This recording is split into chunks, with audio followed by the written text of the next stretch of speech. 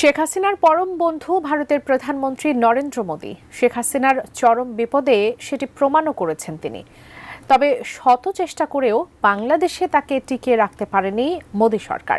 তাই নানা উপায়ে দ্বিতীয় অভ্যুত্থানের মাধ্যমে শেখ হাসিনার পুনর্বাসনের চেষ্টায় প্রতিবেশী এই দেশটি।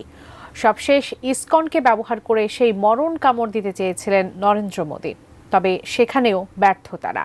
এবার কোন পরিকল্পনায় নামছে তারা, জানাচ্ছেন সহকর্মী মোহাম্মদ সোহাগ বিশ্বাস। দেশকে স্বৈরাচার মুক্ত করতে প্রায় ২,০০০-এর মতো ছাত্র জনতা প্রাণ দিয়েছে। আহত হয়েছে ৩০,০০০-এরও বেশি মানুষ। গোটা দেশে যখন ভয়াবহ অবস্থা, তখন মুখে কুলু পেটেছিল উগ্রবাদী সংগঠন ইসকন। এই গণহত্যার পক্ষে না দাঁড়িয়ে বিপরীতমুখী অবস্থানে ছিল তারা। তবে শেখ হাসিনার পতনের পর হঠাৎ করেই সক্রিয় ইসকন। ভারতের ইন্ধনে একের পর এক দেশি বিরোধী চক্রান্তের গুটি চালাচ্ছে তারা। দীর্ঘ ১৬ বছর ধরে লুটপাট, গুম, খুন, গণহত্যা সহ মানবতা বিরোধী নানা অপরাধ করেছে আওয়ামী লীগ সরকার। তাই জনরোষের কারণে প্রকাশ্যে আসতে পারছে না দলটির নেতাকর্মীরা। আর এই কারণেই আড়ালে থেকে একের পর এক দেশ বিরোধী ষড়যন্ত্রের কলকাঠি নাড়ছে ফেসিবাদের দোসররা। ইতিমধ্যে আনসার লীগ, রিকশা লীগ, বিশ্ববিদ্যালয় লীগ, গার্মেন্টস লীগ, দাবি দেওয়া লীগ, ১৬ বছরের বঞ্চিত লীগ সহ নানা রূপে প্রতি বিপ্লবের চেষ্টা করে ব্যর্থ হয়েছে তারা।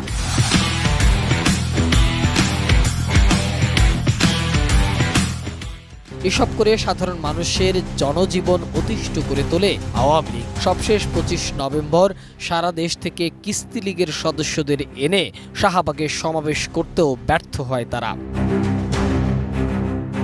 গণ অভ্যুত্থানে পরাজয়ের পর প্রথম থেকেই হিন্দুদের নিয়ে গভীর এক ষড়যন্ত্র করতে থাকে আওয়ামী লীগ। অন্তর্বর্তী সরকারকে অস্থিতিশীল করতে সাম্প্রদায়িক দাঙ্গা বাঁধানোর যে কয়টি প্রচেষ্টা করা হয়েছে, তার পিছনে বিতর্কিত ইসকন নেতা চিন্ময় কৃষ্ণ দাস ব্রহ্মচারীর সরাসরি ইন্ধন রয়েছে বলে তথ্য আছে গোয়েন্দা সংস্থাগুলোর কাছে।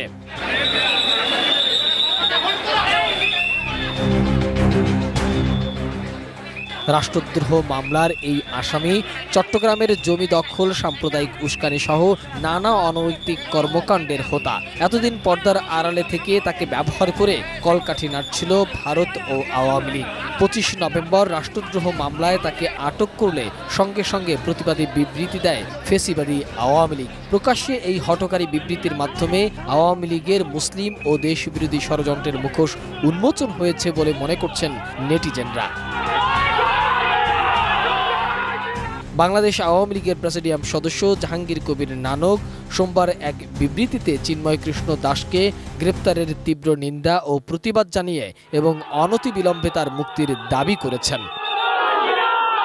চট্টগ্রামের হাজারী গলিতে সাম্প্রদায়িক দাঙ্গা সৃষ্টির অপচেষ্টার অংশ হিসাবে সহিংসতা, সেনা সদস্য ও পুলিশ বাহিনীর সদস্যদের উপর ভয়ঙ্কর অ্যাসিড হামলার নেপথ্যের ভূমিকার অভিযোগ রয়েছে এই ইসকন নেতার বিরুদ্ধে। এর আগে চট্টগ্রামের নিউ মার্কেট চত্বরে মুক্তমঞ্চে ছাত্র জনতার উড়ানো জাতীয় পতাকার উপর গেরুয়া পতাকা উড়িয়ে অবমাননা করে দেশের স্বাধীনতা, সার্বভৌমত্ব ও জাতীয় অখণ্ডতাকে অস্বীকার করার মতো অপরাধ করেছে বলেও অভিযোগ রয়েছে ইসকনের এই নেতার বিরুদ্ধে। এদিকে সনাতনী জাগরণ জোটের মুখপাত্র ও পুণ্ডরিক ধামের অধ্যক্ষ চিন্ময় কৃষ্ণ দাসকে আটকের বিষয়ে ভারতের হস্তক্ষেপ চেয়ে চিঠি দিয়েছে ইসকন। গতকাল তাদের অফিসিয়াল এক্স হ্যান্ডেলে টুইট করে জানিয়েছেন, সন্ত্রাসবাদের সাথে ইসকনের যুক্ত থাকার অভিযোগ ভিত্তিহীন এবং অত্যন্ত আপত্তিজনক। এরপরই চিন্ময় কৃষ্ণ দাসকে গ্রেপ্তার ও জামিন বাতিলের ঘটনায় উদ্বেগ প্রকাশ করেছে ভারত সরকার। মঙ্গলবার দেশটির পররাষ্ট্র মন্ত্রণালয়ের এক বিবৃতিতে এই উদ্বেগ জানানো হয়েছে। বাংলাদেশের সার্বভৌমত্ব, স্বাধীনতার উপর কোনো প্রকার হস্তক্ষেপ, কোনো প্রকার আঘাত আসে এবং রাষ্ট্রের প্রতি অবমাননা হয়, রাষ্ট্রদ্রোহের মতো ঘটনা ঘটলে সেক্ষেত্রে সরকার অবশ্যই কঠোর ব্যবস্থা নেবে এবং সেক্ষেত্রে একটা গ্রেফতারের ঘটনাকে কেন্দ্র করে এখন অস্থিতিশীল পরিস্থিতি তৈরির চেষ্টা করা হচ্ছে। আমরা স্পষ্টভাবে বলতে চাই, কেউ যদি অন্যদিকে রাষ্ট্রদ্রোহের মতো ঘটনায় যুক্ত থাকলে কোনো প্রকার ছাড় দেয়া হবে না বলে জানিয়েছেন অন্তর্বর্তীকালীন সরকারের স্থানীয় সরকার যুব ও ক্রীড়া উপদেষ্টা আসিফ মাহমুদ সজীব ভুঁইয়া। মঙ্গলবার রংপুরে এক অনুষ্ঠানে যোগ দিতে গিয়ে তিনি এসব কথা বলেন। বিভিন্ন গোষ্ঠী বিভিন্ন গ্রুপকে উস্কে দিয়ে হামলা, তারপর সংঘর্ষের মতো ঘটনা গতকালকে আপনারা দেখেছেন। সকালে কিভাবে বিভিন্ন জায়গা থেকে, প্রান্তিক পর্যায় থেকে জনগণকে ভুল তথ্য দিয়ে 1000 করে টাকা দিয়ে ঋণ দেওয়ার স্বপ্ন দেখিয়ে ঢাকায় নিয়ে যাওয়া হয়েছিল একটা অস্থিতিশীল পরিস্থিতি তৈরির জন্য।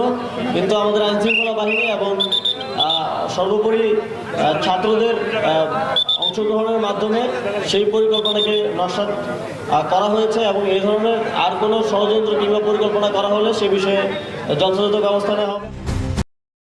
এই 8 দফা দাবির সঙ্গে আমরা হিন্দু মহাজোট, আমাদের সংগঠন কখনোই একমত না।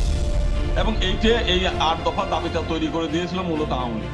জাতীয় পতাকার উপরে উঠে এইটাকে বিতর্ক তৈরি করব, এইটাকে নিয়ে মামলা মোকদ্দমা হবে, দাঙ্গা হাঙ্গামা হবে, দেশে আর একটা বড় ধরনের অস্থিতিশীলতা তৈরি করবো, একটা পরিকল্পিত ভাবেই এটা হতে পারে। প্রথমে একেবারে স্পষ্ট করে এবং পরিষ্কার করে বলতে চাই যে আমি ইসকনের কোনো সদস্যও না এবং ইসকনের কোনো আদর্শের সঙ্গেও আমি একমত না।